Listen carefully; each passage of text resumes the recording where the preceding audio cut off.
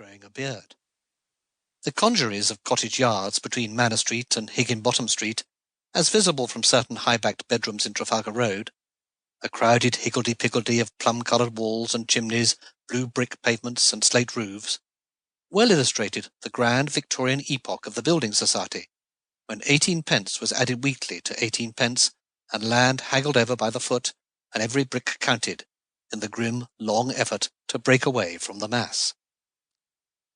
The traditionalism of Bleakridge protected even Roman Catholicism in that district of nonconformity, where there were at least 3 Methodist chapels to every church, and where the adjective popish was commonly used in preference to papal. The little Catholic chapel and the priest's house with its cross keys at the top of the mound were as respected as any other buildings, because Roman Catholicism had always been endemic there, since the age when the entire hamlet belonged to Cistercian monks in white robes. A feebly endemic Catholicism and a complete exemption from tithes were all that remained of the Cistercian occupation. The exemption was highly esteemed by the possessing class. Alderman Sutton, towards the end of the 70s, first pitted the new against the old in Bleakridge. The lifelong secretary of a first-class building society, he was responsible for a terrace of 3 commodious modern residences exactly opposite the house of the member. The member and Osmond Orgreave might modernise their antique houses as much as they liked. They could never match the modernity of the Alderman's terrace, to which, by the way, he declined to give a name. He was capable of covering his drawing-room walls with papers at 3 and 6 a roll, and yet he capriciously preferred numbers to a name. These houses cost £1,200 each, a lot of money in the happy far-off days when good bricks were only £1 1,000, or a farthing apiece, and imposed themselves at once upon the respect and admiration of Bleakridge. A year or 2 later, the Clayhanger house went up at the corner of Trafalgar Road and Hulton Street, and easily outvied the Sutton houses. Geographically at the centre of the residential suburb, it represented the new movement in Bleakridge at its apogee, and indeed was never beaten by later ambitious attempts. Such fine erections, though nearly every detail of them challenged tradition, could not disturb Bleakridge's belief in the stability of society. But simultaneously, whole streets of cheap small houses, in reality pretentious cottages, rose round about. Hulton Street was all new and cheap.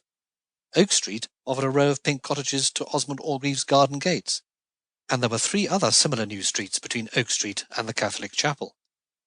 Jerry building was practised in Trafalgar Road itself on a large plot in full view of the Catholic Chapel, where a speculative builder, too hurried to use a measure, stepped out the foundations of 15 cottages with his own bandy legs, and, when the corner of a freshly constructed cottage fell into the street, remarked that accidents would happen, and had the bricks replaced. But not every cottage was jerry-built. Many, perhaps most, were of fairly honest workmanship. All were modern and relatively spacious, and much superior in plan to the old. All had bay windows, and yet all their bay windows together could not produce an effect equal to 1 bay window in ancient Manor Street, because they had admitted to be individual. Not one showy dwelling was unlike another, nor desired to be unlike another. The garish new streets were tenanted by magic. On Tuesday the paper-hangers might be whistling in those drawing-rooms, called parlours in Manor Street. On Wednesday bay windows were curtained and chimneys smoking. And, just as the cottage lacked individuality, so the tenants were nobodies. At any rate, no traditional person in Bleakridge knew who they were, nor where they came from, except that they came mysteriously up out of the town. Not that there had been any shocking increase in the birth rate down there. And no traditional person seemed to care. The strange inroad and portent ought to have puzzled and possibly to have intimidated traditional Bleakridge, but it did not. Bleakridge merely observed that a lot of building was going on, and left the phenomenon at that. At first it was interested and flattered, then somewhat resentful and regretful.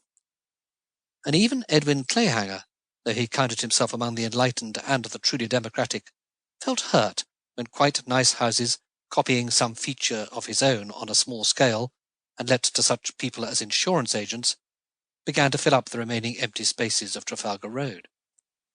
He could not help thinking that the prestige of Bleakridge was being impaired.